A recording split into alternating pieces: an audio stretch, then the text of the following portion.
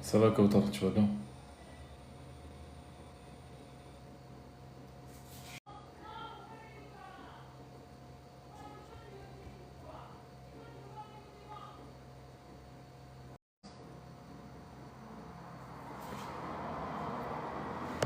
Comment ça a été?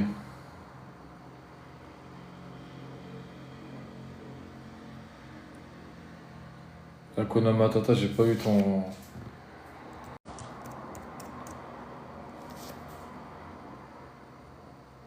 D'accord. Ok, bah je regarderai tout à l'heure. Y a pas de problème.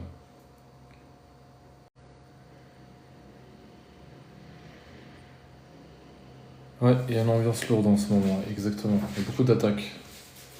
Beaucoup d'attaques en ce moment. Subhanallah.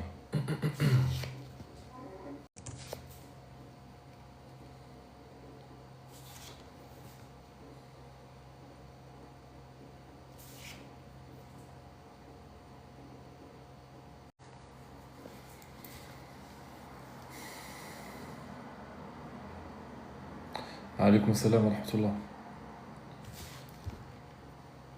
De quoi vous voulez parler? Les attaques, bah parce que y a beaucoup de gens qui. Voilà. Et si. Enfin, les gens sont de moins en moins spirituels et ils sont de plus en plus matériels. Matériel au niveau des passions, au niveau des shahawat, au niveau de, etc. Donc voilà. Donc leur énergie elle est basse, leur niveau énergétique il est bas. Ça explique cela, hein.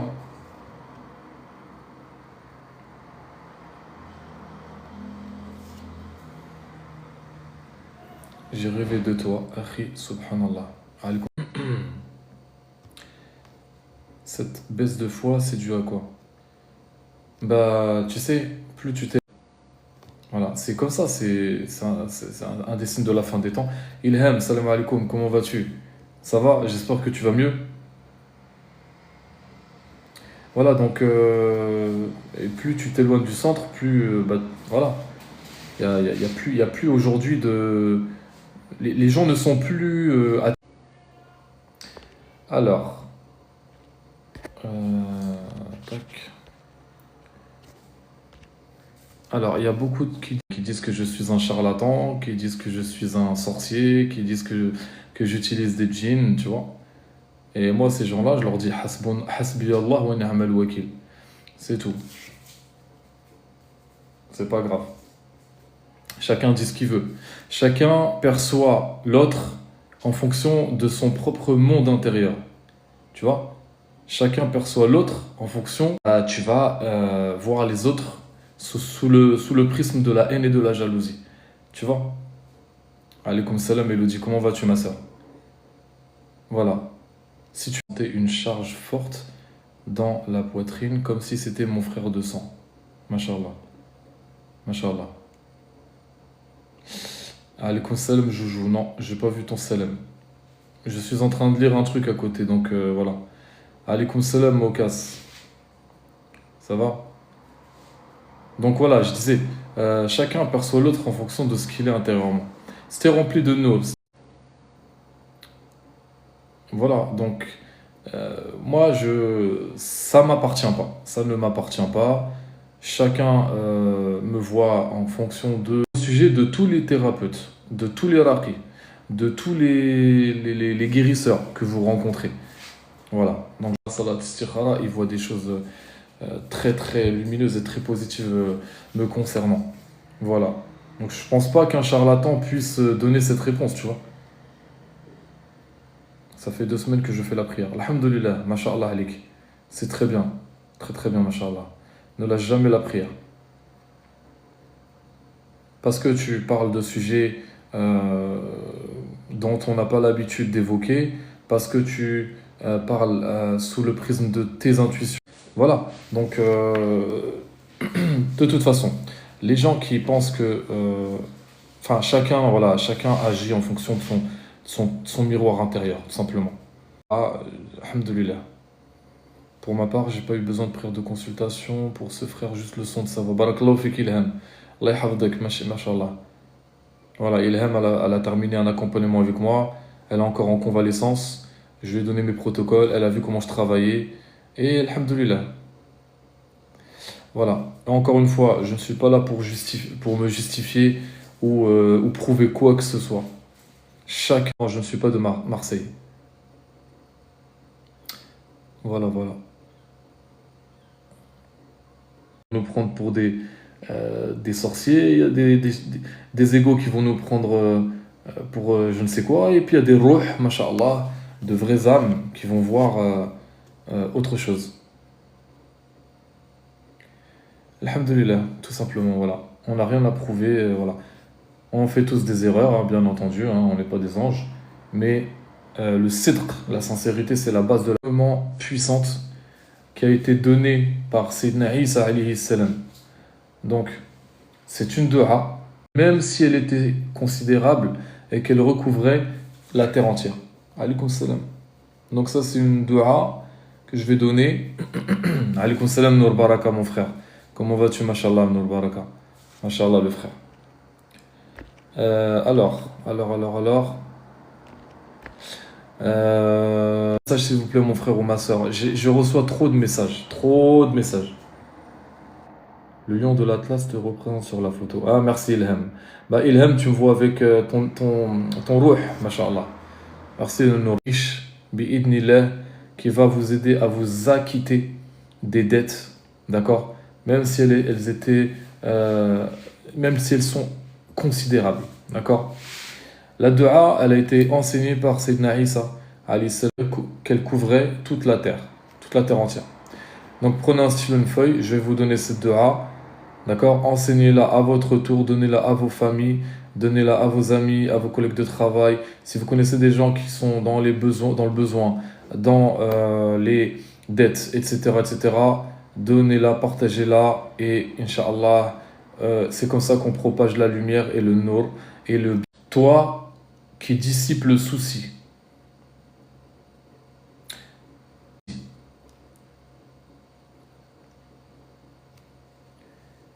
Qui soulage l'angoisse, l'affliction,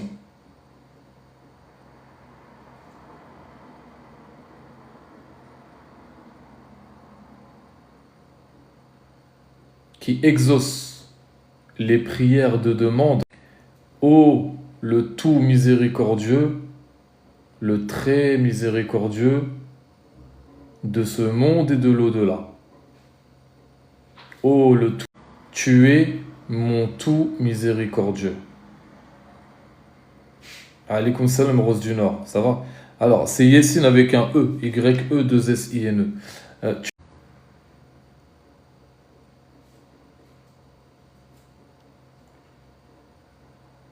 Couvre-moi donc d'une miséricorde grâce à laquelle miséricorde de tout autre que toi et par laquelle qui soulage l'angoisse, qui éloigne les afflictions, qui exauce les prières de demande des nécessiteux. Ô le tout miséricordieux, le très Dieu de toutes choses. Couvre-moi donc d'une miséricorde grâce à laquelle je me passerai de la miséricorde de tout autre que toi, et par laquelle tu acquitteras ma dette. Voilà la dua. Ya farij al-ham. Allahumma. Ya farij al-ham. Ya farij al-ham. Al-ham, c'est les soucis. Allahumma. Ya farij al-ham. Ya munaffis al-gham. Ya munaffis al-gham. Qui soulage l'angoisse. L'ham, c'est les soucis. L'gham, c'est l'angoisse. Allahumma, ya farij al-ham. Wa munaffib al-ahzan. Qui éloigne les afflictions.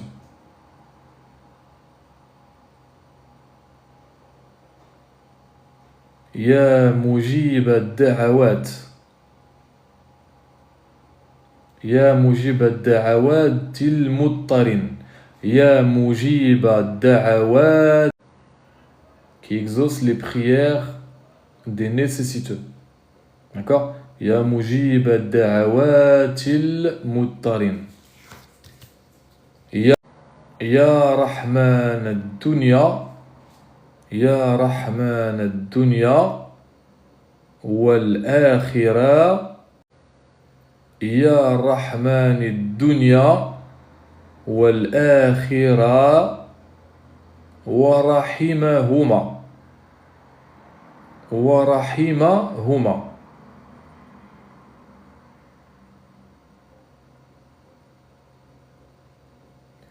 أنت الرحمن أنت الرحمن ورحمن كل شيء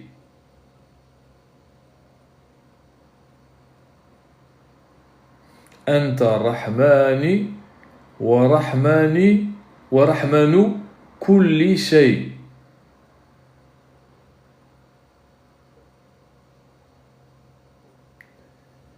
فارحمني فارحمني رحمة تغنيني بها فارحمني رحمة تغنيني بها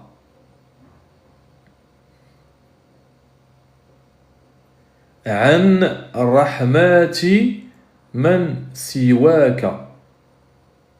Donc je répète la dua. Allahumma ya farij al-ham wa munaffis al-gham ya rahman ad-dunya wal-akhirah wa rahimahuma rahmati man siwaka anni ad-dayn. Ad-dayn, ce sont les dettes, d'accord? Wa taqdi biha anni ad-dayn. Ad-dayn. 7 fois. On va la faire ensemble, Inch'Allah, d'accord? Allahumma ya farij al-ham wa munaffis al-gham wa mudhhib al-ahzan wa mujib ad-da'awat al-muttarin tughnini biha an rahmati man siwaka wa taqdi biha anni ad-dayn. Allahumma amin. Voilà. Donc cette dua qui a été enseignée par Sayyidina Isa alayhi salam à l'un de ses disciples et il lui a dit la récitation de cette dua appelle Allah à acquitter ta dette même si elle était considérable et qu'elle couvrait la terre entière. Amin, amin, amin, propagez-la autour de vous.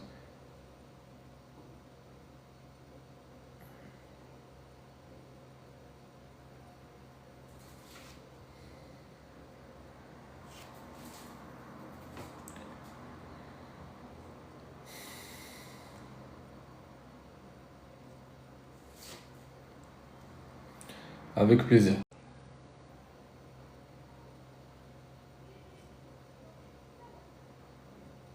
Alors, l'intelligence du cœur, masha'Allah.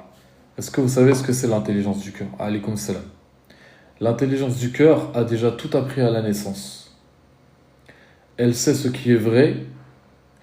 L'amour ne peut durer. L'amour ne peut demeurer quand il y a dualité.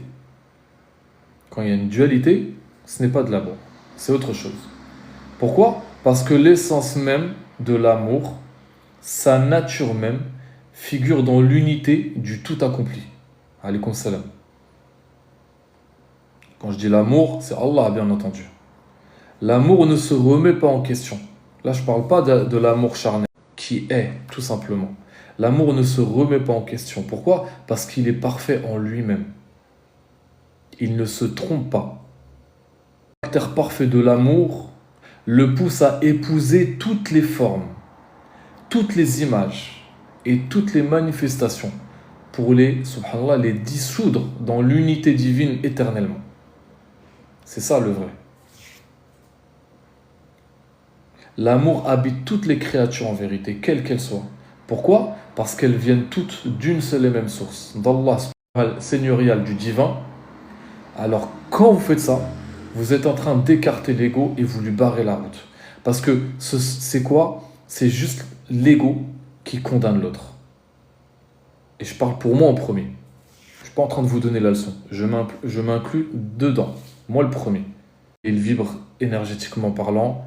Il y a des gens qu'on n'apprécie pas. On ne sait pas pourquoi, mais on ne les apprécie pas. Il y a des gens, on ne les aime pas. Et il y a des gens, on va se sentir pas dans l'unicité d'Allah. Si nous étions réellement dans l'unicité d'Allah, fondus dans le tawhid, ils me font rigoler ceux qui parlent de tawhid à longueur de journée. Ils me font rire. Wallahi, ils sont dans le shirk et ils te font la leçon à parler du tawhid. Tawhid, tawhid. Tu sais c'est quoi le tawhid, mon frère?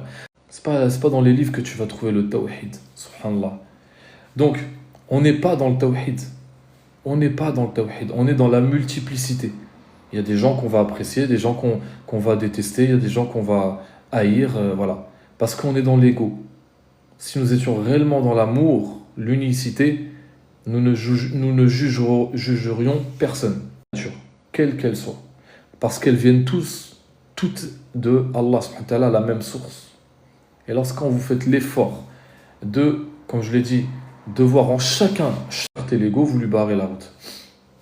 Pourquoi? Parce que l'ego ne vit que quand il y a la division et la séparation. Alors là, c'est le règne de l'ego. C'est pour ça que la vie d'ici-bas, la dunya, c'est le règne de l'ego. D'accord? L'ego se nourrit de la dualité pour être toujours plus fort. Il faut le faire taire avec quoi? Avec les vibrations d'amour universel et inconditionnel. Tout simplement. Arrête de m'envoyer des demandes, s'il te plaît. Donc, alaykoum salam. Donc, vous ne pouvez pas être dans l'amour inconditionnel si vous n'êtes pas correctement ancré et aligné avec.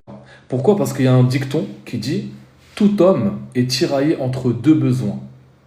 Le besoin de la pirogue et le bar, c'est-à-dire l'enracinement, l'identité à soi-même.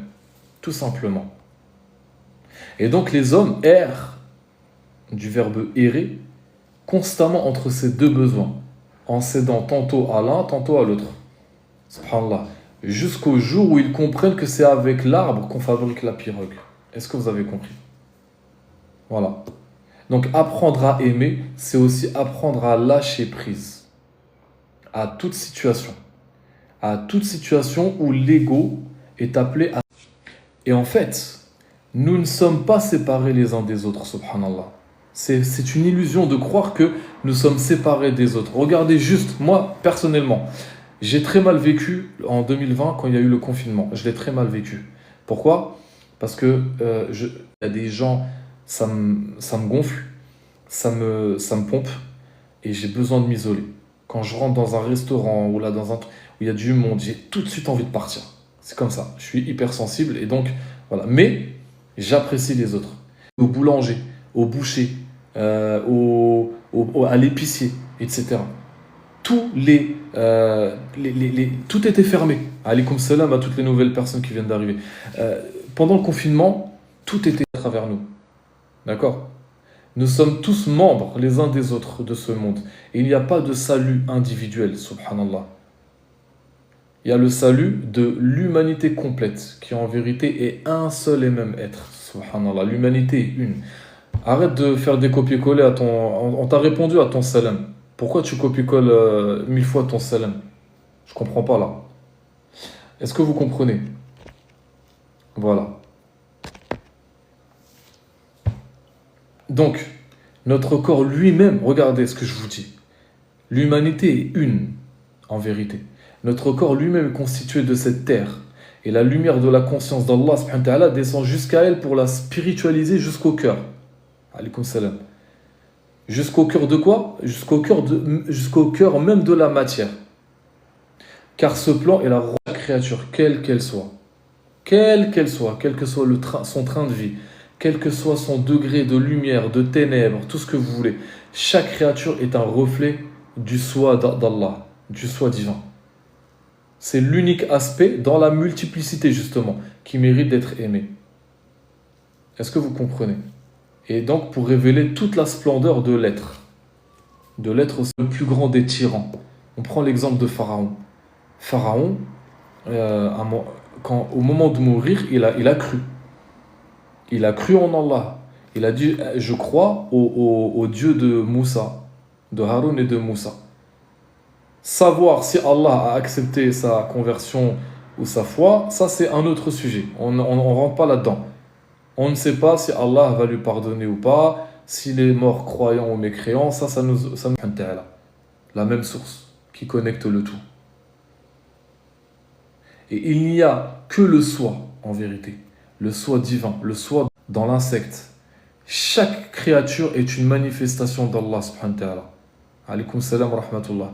Chaque, il est manifesté dans la création sous diverses formes, sous diverses vibrations et surtout sous différents états de conscience différents. En fait, il est reflété en chaque chose. D'accord ? Voilà. Apprenez, chers frères et chères sœurs, à observer l'unité dans la diversité des visages, par exemple. Tous unis dans l'humain, il a la même couleur de sang. Il a un cœur, deux poumons, deux reins, etc. Et donc, le but, c'est de transmuter la multiplicité extérieure dans l'unité intérieure pour refléter chaque pensée, chaque décision, chaque parole, chaque mot, chaque son. Est-ce que vous comprenez ? Moi, par exemple, je déteste utiliser le mot. Tu peux pas dire mécréant sur des gens qui ne croient pas en Allah. Tu peux pas dire ça. Mon cœur, il me dit de voir ces gens, non comme des mécréants, mais simplement comme des ignorants, qui ne savent pas. Car s'ils savaient, ils croiraient. Est-ce que vous voyez ce que je veux dire ? Donc, toute chose, subhanallah, et sans concession aucune. C'est ça le plus dur. D'accord ? Donc, je disais, le plus difficile à comprendre pour réaliser l'unité. Pourquoi ? Je vous l'ai dit en début de live. Ce que l'on projette à l'extérieur correspond toujours à ce que l'on a et ce que l'on est à l'intérieur.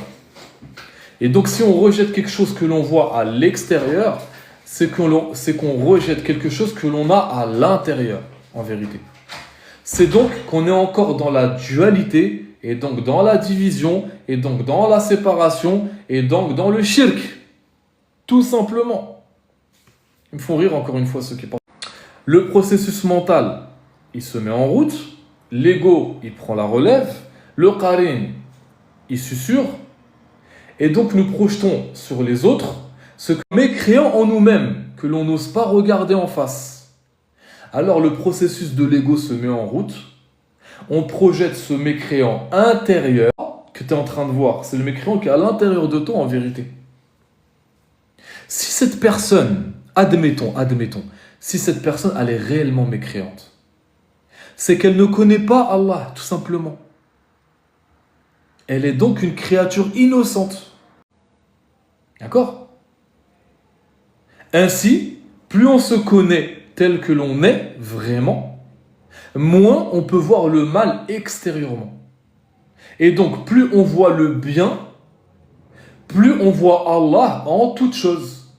Et c'est là le début du processus spirituel intérieur, le début du processus de l'affinage, d'accord, de la purification intérieure. C'est ça le début.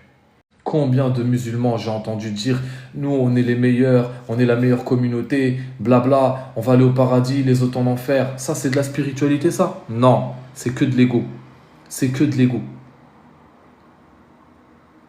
D'accord ? Voilà. C'est un progressiste. Les dogmatiques, les fondamentalistes, etc., etc.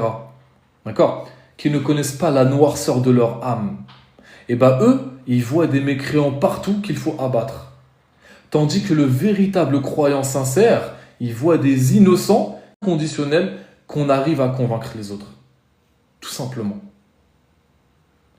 Tel doit être le guerrier spirituel. Voir le bien en toute chose.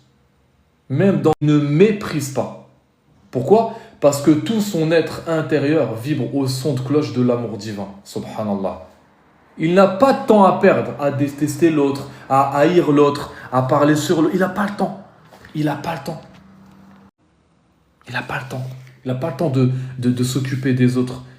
Les sages, ils disaient, quand tu pointes du doigt ton frère, hein, quand tu pointes du doigt l'action qui n'a pas plu à ta pauvre cervelle, hein, l'action de ton frère qui n'a pas plu à ta pauvre cervelle, tu ne vois que l'index, mais il y a 3 doigts qui te désignent. Il ne juge pas, il ne condamne pas, il ne méprise pas. Il est entièrement connecté à l'amour divin. Le grand maître, Sheikh al-Akbar, le plus grand des maîtres, Ibn Arabi, Qaddasallahu sirahu, il disait dans l'un de ses poèmes, écoutez bien, mon cœur, écoutez bien. Alors là, les dogmatiques, les religieux, ils vont se tirer les cheveux. Mais mon cœur est devenu capable d'accueillir toute forme. Il est pâturage pour les gazelles, pour qui en fait le tour. Il est les tables de la Torah, mais aussi les feuillets du Coran. Je crois en la religion de l'amour. Où que se dirigent ces caravanes, car l'amour est ma religion et ma foi. Voilà. Il aime tout le monde, même les idolâtres, même les gens de confession autre. Allahu Akbar. Et dans un autre de ses poèmes, Ibn Arabi, me semble-t-il, les cieux se disloqueraient, les étoiles s'affaisseraient, les montagnes s'ébranleraient si je leur en confiais la charge. Telle est mon expérience de l'amour. Voilà, c'est ça le cheminement. Alaykoum salam, Roca guérison. Il n'y a pas le temps de juger l'autre. L'amour ne condamne pas, ne juge pas, ne méprise pas, ne calomnie pas. Même si l'autre, il ne te plaît pas, essaye de le voir sous le prisme du tawhid intérieur. C'est ça le plus important. D'accord ? Voilà, je voulais vous parler de l'amour inconditionnel. Qu'est-ce que l'amour inconditionnel selon moi ?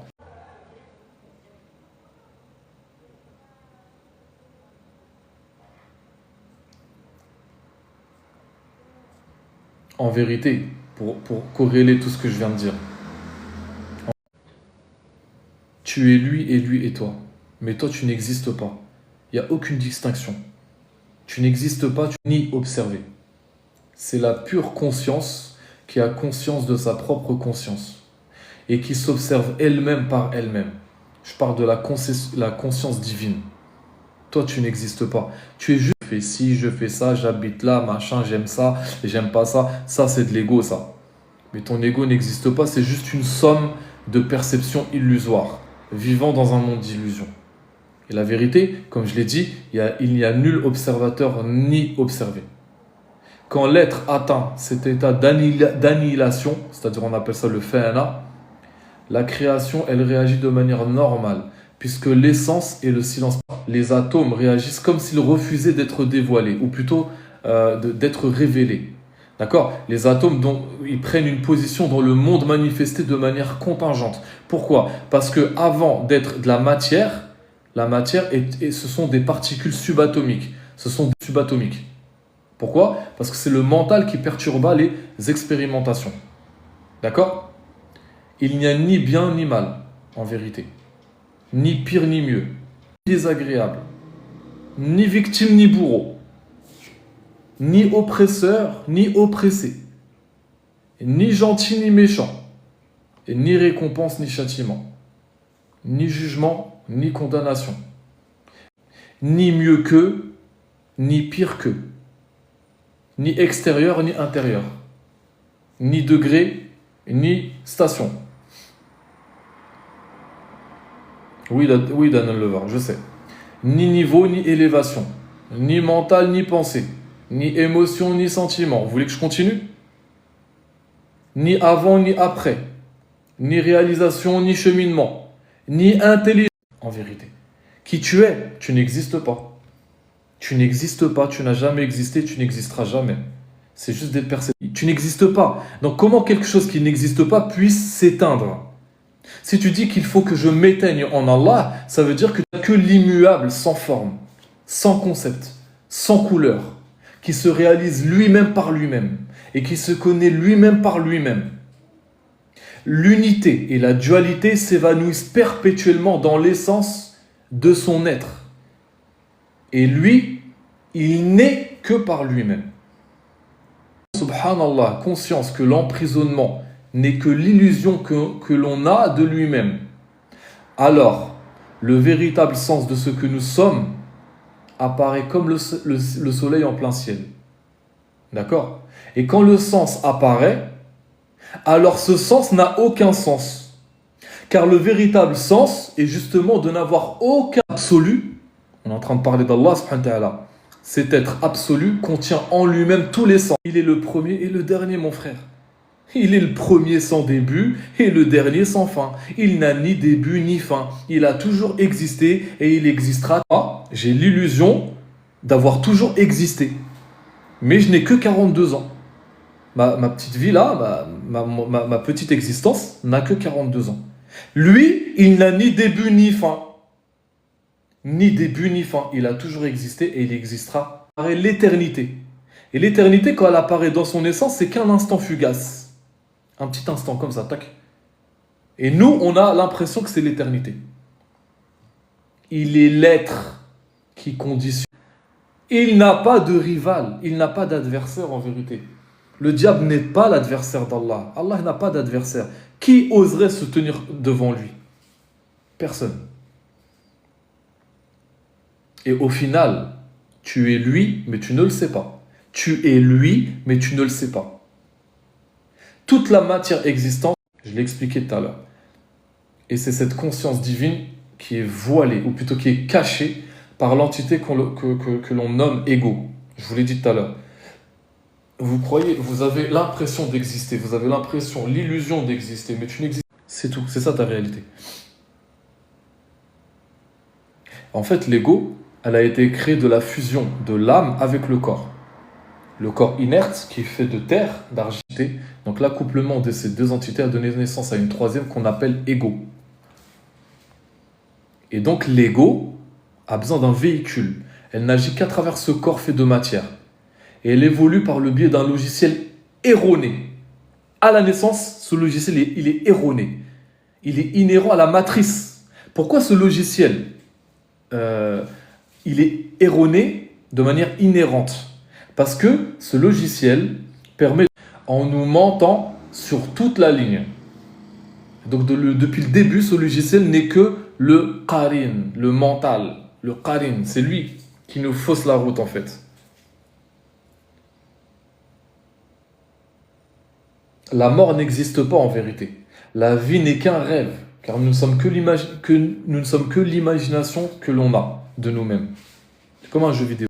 Sont transmises par nos cinq sens. Le véhicule de l'ego, je l'ai dit tout à l'heure, c'est le corps. Ce monde que nous connaissons se compose de ce monde. Au moment où je vous dis ça, il y a l'Aden. Voilà, donc. Et nous ne pouvons imaginer une seconde que ce monde extérieur puisse être différent de ce que nos sens nous permettent de percevoir, justement.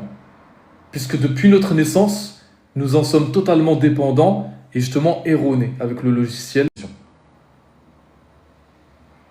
Donc ça va provoquer la remise en question du rôle de nos cinq sens et du monde dans lequel nous vivons, justement. La notion de monde extérieur, monde sensible, n'est qu'une réponse créée dans notre cerveau par des signaux électriques. Pourquoi? Ça veut dire que rien n'existe en vérité, c'est ça que ça veut dire. Ça n'existe pas. La matière n'existe pas. Vous avez comment dire, l'illusion de vouloir toucher, de vous pensez toucher la matière. C'est créé dans votre cerveau, ça. Cette illusion créée par le mental. Et Allah, il parle de ce mental mensonger, menteur, ce toupet, le toupet mensonger décrit dans le Coran, dans la sourate Al-Alaq, versets 15 et 16. Le verset dit quoi? Car s'il n'y met pas fin, nous le saisirons brutalement par le toupet du front. Un toupet de... La ilaha illallah.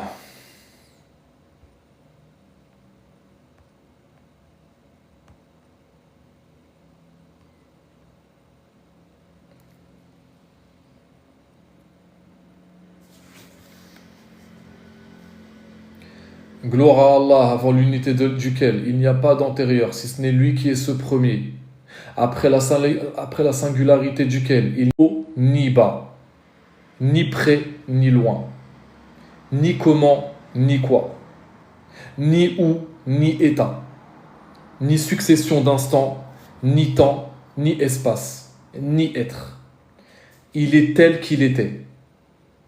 Il est l'unique, le dompteur, sans les conditions ordinaires. Même quand vous dites Allah, il est un, en vérité, il est plus un que ça, en vérité. Composé de nom et de nommé.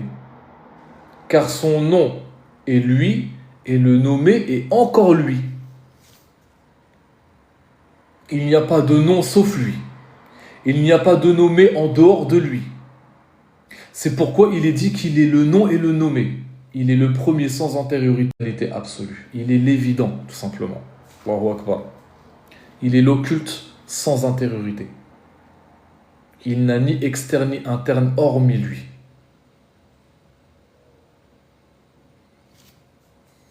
Il ne se trouve pas dans quelque chose. Et aucune chose ne se trouve dans lui, par une entrée quelconque ou une sortie. Il faut le connaître de cette façon, non par la science, non par l'intelligence, non par l'imagination, non par l'essence, non par la vision extérieure, non par la vision intérieure, non par la compréhension, non par le raisonnement. Il se voit par lui-même et il se connaît par lui-même. Autre que lui ne peut pas le voir. Son impénétrable voile est sa propre unicité. Autre que lui ne le dissimule pas. Son voile et son existence même ne voient pas. Aucun prophète envoyé, aucun saint parfait, aucun ange rapproché ne peut le saisir. Il ne se saisit que par lui-même. Son prophète est lui-même. Sa parole est lui-même. Il a défini son ipséité par lui-même, de lui-même, vers lui-même, sans aucun intermédiaire, autre que lui-même. Allahu Akbar. Autre n'ayant jamais existé. Comment quelque chose qui n'a jamais existé puisse-t-elle s'éteindre? Quelque chose, si on dit que quelque chose doit s'éteindre, c'est quelque chose, c'est-à-dire qu'elle est vivante, elle existe, et donc elle a besoin de passer d'un état d'existence à un état de non-existence. Il le dit lui-même, j'ai connu mon Seigneur par mon Seigneur.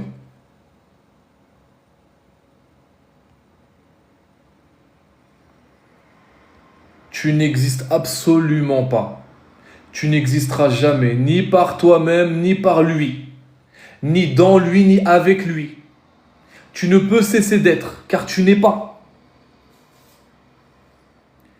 Tu es lui et lui est... Alors tu connais Allah. Là, tu connais Allah. Voilà. Et la gnose, la vraie gnose, n'exige pas l'extinction de l'existence du moi, ou l'extinction de cette extinction. Car les choses n'ont aucune existence. Et dire qu'une chose a cessé d'exister, c'est-à-dire qu'elle n'existe plus, équivaut à affirmer qu'elle a existé, donc qu'elle a joui de l'existence. Et là, tu es en train de commettre du shirk.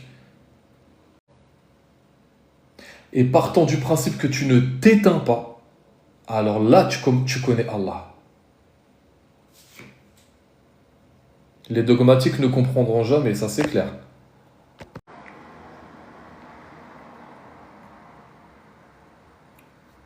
Les pauvres dogmatiques. Voilà.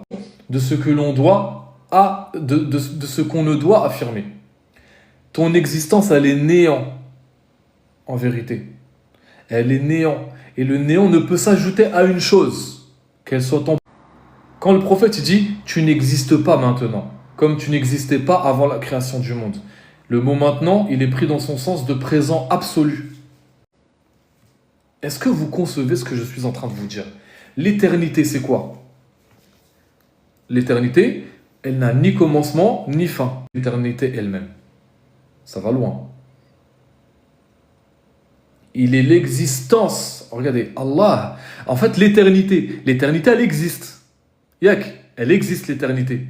Elle est là. Elle a ni début ni fin. D'accord? Mais Allah, c'est l'existence de cette éternité sans commencement. Et c'est l'existence de l'éternité sans fin. Et c'est l'existence, il est l'existence de la préexistence. Ça va trop trop loin. Ça va trop loin. Est-ce que vous comprenez? Donc ces trois aspects de l'éternité, c'est lui. L'éternité sans existence, Allah, et l'existence de ces trois aspects de l'éternité, sans qu'il cesse d'être absolu. Pourquoi? Parce que s'il n'en était pas ainsi, sa solitude ne le serait pas. Et en fait, il ne serait pas son partenaire.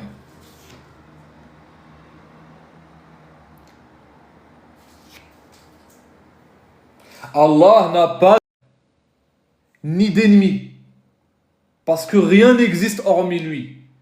Il est celui qui est. Al-Mawjoud huwa Allah. Al-Mawjoud huwa Allah. L'existence appartient à lui. Exactement, la Hassan, exactement. Tout à fait. Celui qui voit une chose avec Allah, ou d'Allah, ou dans Allah, même en la faisant relever qu'une chose puisse exister avec Allah, peu importe que cette chose existe par elle-même ou bien par lui, et donc elle s'éteigne de son existence ou de l'extinction de son existence, cet homme-là, celui qui dit ça, il est loin de connaître Allah subhanahu wa ta'ala. Que ce soit par lui-même ou bien par Allah, ou dans Allah, puis qu'il disparaisse, et puis qu'il s'éteigne, et puis qu'il s'éteigne, et puis qu'il... Voilà. Et bien en fait, il tourne dans un cercle infini, d'extinction sur extinction sur extinction, et donc il est complètement dans l'erreur. Tout cela, c'est du shirk. C'est de l'idolâtrie sur de l'idolâtrie. Parce que partez du principe que rien n'existe. C'est de l'illusion sur de l'illusion sur de l'illusion. Même le paradis, même l'enfer, ils existent. Je ne dis pas qu'ils n'existent pas. Parce que si je dis que le paradis n'existe pas, je sors de l'islam. L'un des piliers de la foi, c'est de croire au paradis. Mais il existe en tant qu'illusion. L'enfer existe aussi en tant qu'illusion. Voilà. Donc le but, ce n'est pas une illusion.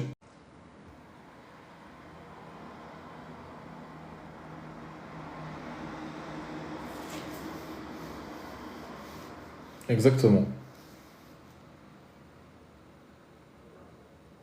Amin.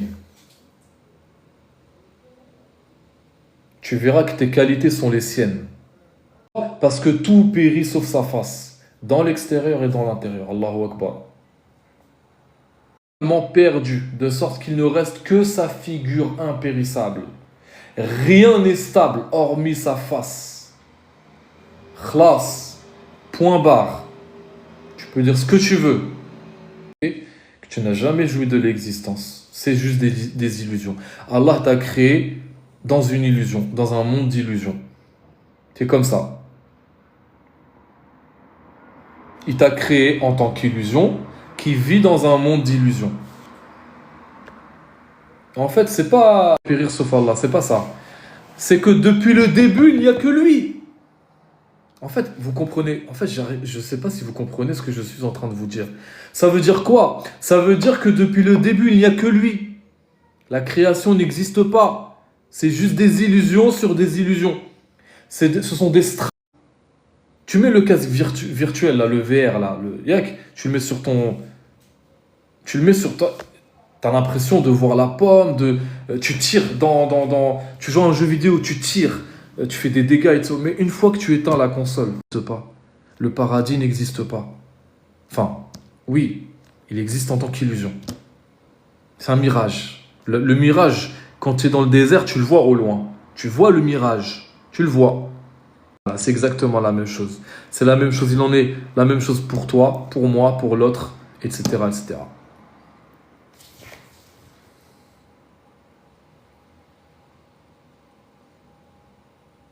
Quand Allah subhanahu wa ta'ala il dit dans le hadith Qudusi, mon serviteur, qu'est-ce qu'il veut dire Allah par là? Il a voulu dire que c'était lui qui était le malade et le mendiant. Comme le malade et le mendiant peuvent être lui, alors toi et toutes les choses de la création, de toute la création, tant intérieure qu'extérieure. Parce que c'est le fractal. Je ne sais pas si vous connaissez les fractales. D'accord? Eh bien, le tout se répète dans la partie. Le tout est contenu dans la partie. C'est exactement la même chose. Tu verras que Allah n'a pas seulement créé toutes choses, mais tu verras encore que dans le monde invisible, aussi bien que dans le monde visible, il n'y a que... Mais tu ne le sais pas. Tu crois exister en vérité.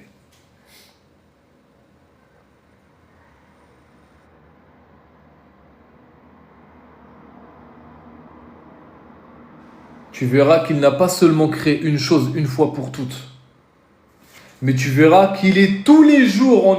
Allah, tous les jours, est dans une nouvelle création. Tous les jours. Tous les jours. Tu crois qu'il a créé le monde et figé, le monde est figé et voilà? Non. Il est toujours en train de créer. Et à l'infini, hein. Éternellement. Allahu Akbar. Pourquoi? Parce qu'il est le premier et le dernier. Ce que nous pensons être autre que lui n'est pas, au fond, n'est pas une bi-existence. Car son existence à lui signifie qu'une bi-existence...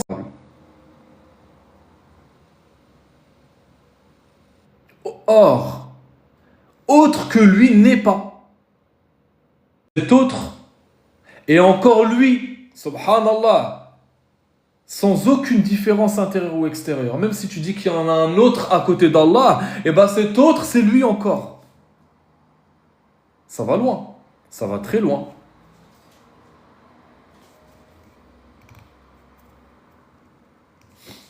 Et voilà.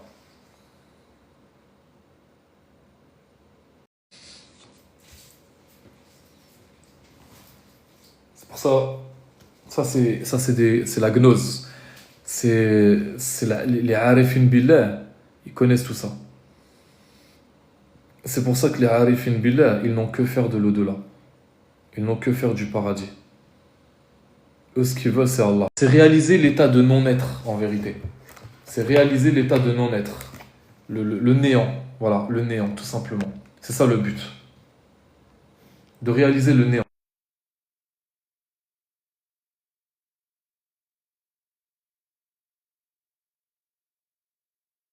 Salam à toutes les personnes qui sont arrivées entre-temps. J'étais à fond dans mon exposé, donc désolé. Merci beaucoup. Allah yahfadkoum. Qu'Allah vous protège, vous préserve. Amin. Allah yahfadkoum.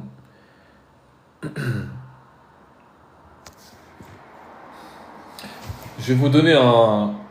Comme vous êtes gentil, mashallah, votre énergie zuhri. Qu'Allah te protège, mon frère. Tu m'émeus à chaque fois que je t'écoute. Barakallahu fik. C'est pour cela que vous allez réciter le verset Ida ja'a nasrullahi wal fath en boucle.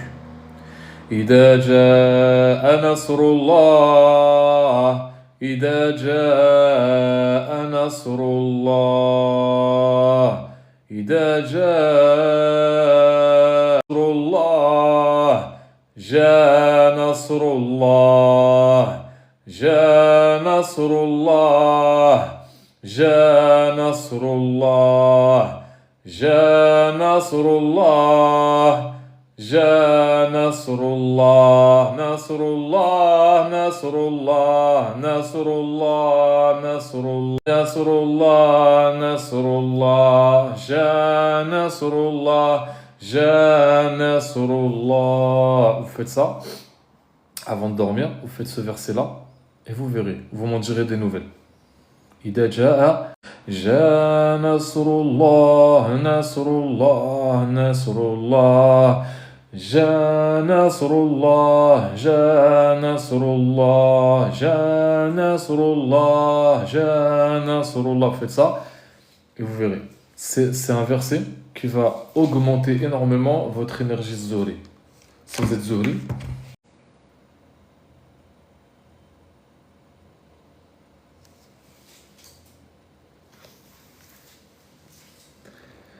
Nom d'Allah ou tu parles du verset de la sourate Fath? Tu parles de quelle technique?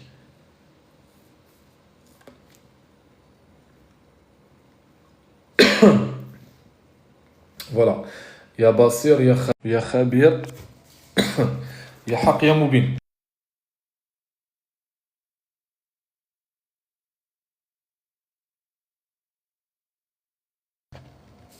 Faites ce verset-là. Vous récitez ces 4 noms d'Allah. Et vous verrez. Ces 4 noms. J'ai rêvé que m'avait mis un turban blanc autour du cou. Qui t'a mis un turban blanc autour du cou? Ouais, voilà. Si vous avez un doute sur une personne, vous voulez faire un projet, voulez-vous marier avec quelqu'un, je sais pas. Ah, tu parles de moi. حق يا مبين يا بصير يا خبير يا حق يا مبين. Faites le dhikr de ces 4 noms avant de dormir, en vous endormant.